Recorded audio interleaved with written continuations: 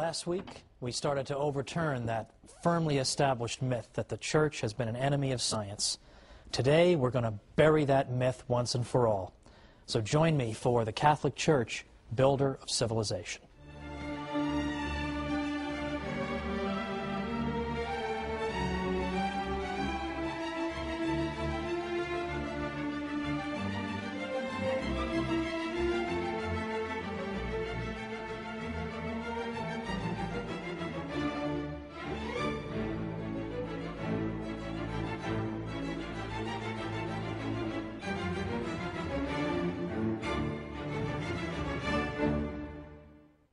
Welcome to the Catholic Church, Builder of Civilization.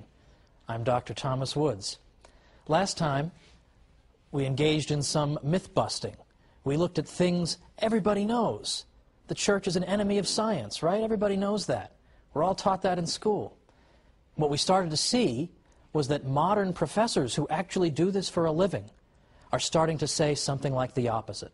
They're starting to say, we need to be fair to the Catholic Church and give her her due in the development of science in the Western world. And some have gone so far as to ask the truly forbidden question, is the development of science in Western civilization something that may have occurred because of the Catholic Church rather than in spite of it, as we're so often told? Last time we placed particular emphasis on a central teaching that modern science takes for granted, namely that the world we live in makes sense. You can understand it. You can expect to find patterns in it if you investigate it. You can expect to find mathematical relationships if you investigate it. In fact, you can hope to reduce the phenomena of nature to some kind of mathematical formula so as to understand it better and predict it better. Well, where did this crazy idea come from? It came right out of the Bible with Wisdom 11:21 that tells us that God has ordered all things according to measure, number, and weight. And we saw that the early church fathers, the cathedral school at Chartres, and others besides took this to mean the universe makes sense, so let's go find out about it. Let's go study it. Let's go use the scientific method, gather data, formulate hypotheses, and then test those hypotheses. You can't do any of these things unless you already believe the universe makes sense and is orderly and follows consistent laws. And that idea comes from the Catholic Church, because the Catholic Church insists that God is a God of order, and He's a God who has built patterns into our universe that we can discover using our minds. Science is impossible without this fundamental insight, and I gave examples last time of civilizations who, lacking that insight, also lacked science. This time, we're going to talk a little bit more about specifics. We're going to name names today.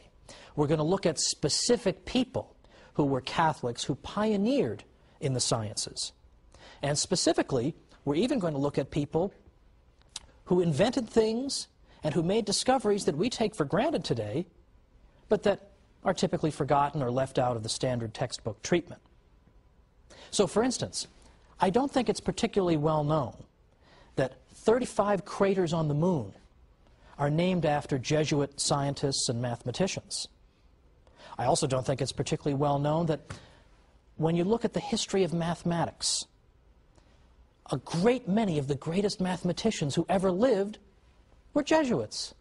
People don't realize that. Is that taught in school? Not usually. But it's very interesting that in the early 19th century, when an early historian of mathematics set about chronicling the 300 or so greatest mathematicians of the previous 27 centuries, so going back to 900 BC, and then going to his day about 1800 AD, those 27 centuries, he found that of the 300, about 5% were Jesuits. Now, consider how significant that is. The Jesuits were around for only little over two of those 27 centuries.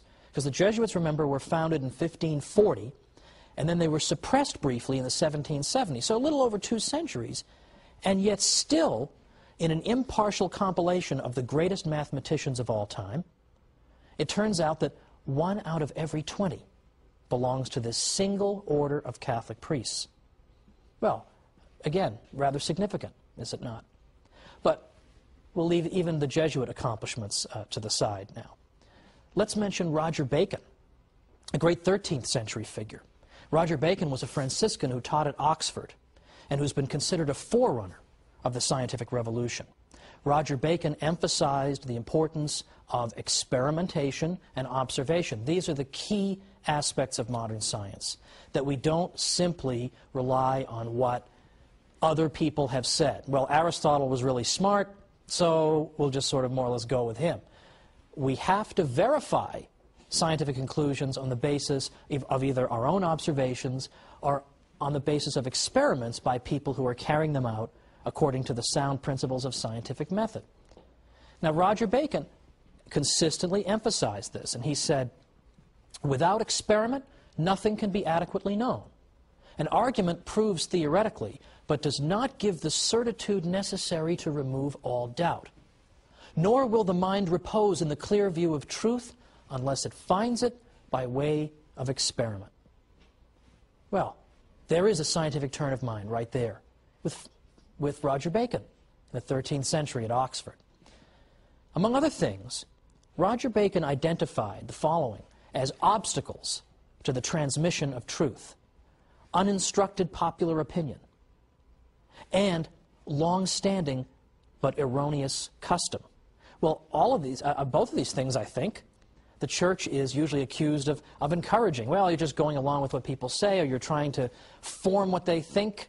You're trying to get them to believe crazy superstition. But in fact, to the contrary, Roger Bacon is saying these are the things we have to try to avoid.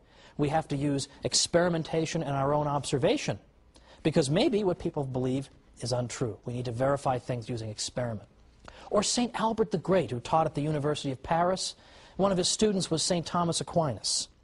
St. Albert, according to the Dictionary of Scientific Biography, was proficient in all branches of science. He was one of the most famous precursors of modern science in the High Middle Ages. That's why in 1941, Pope Pius XII named him the patron of all who cultivate the natural sciences. And well, he should. In fact, he was so prolific, his output spanned so many disciplines, that even people who despise the church continue to admire Albert the Great, Albertus Magnus. The aim of natural science, he said, was not simply to accept the statements of others, that is, what is narrated by people, but to investigate the causes that are at work in nature for ourselves. Well, there you go.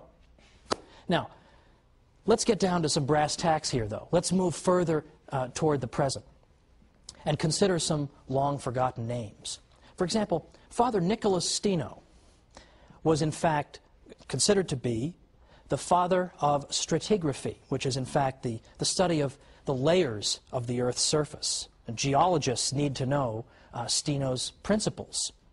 He later became a Catholic priest, and in the late 1980s, he was beatified by Pope John Paul II, who praised him for his sanctity and his science. I'd like to focus specifically, though, on the Jesuits, because they, I think, have been criticized like no other religious group in the Catholic world over the centuries. They've been thrown out of countries, they've been banned, they've been suppressed, they've been imprisoned, they've been killed. It's unbelievable, the calumny against the Jesuits. And yet, and here I'm quoting an expert on the Jesuits who has no axe to grind in this one way or the other, the Jesuits by the 18th century had contributed to the development of pendulum clocks, pantographs, barometers, reflecting telescopes and microscopes, to scientific fields as various as magnetism, optics, and electricity. They observed, in some cases before anyone else, the colored bands on Jupiter's surface, the Andromeda Nebula, and Saturn's rings. They theorized about the circulation of the blood independently of Harvey, the theoretical possibility of flight, the way the moon affected the tides, and the wave-like nature of light. Star maps of the southern hemisphere, symbolic logic, flood control measures, introducing plus and minus signs into Italian mathematics, all were typical Jesuit achievements. Now, I'm sorry to sound like a broken record, but how often are students taught this in school?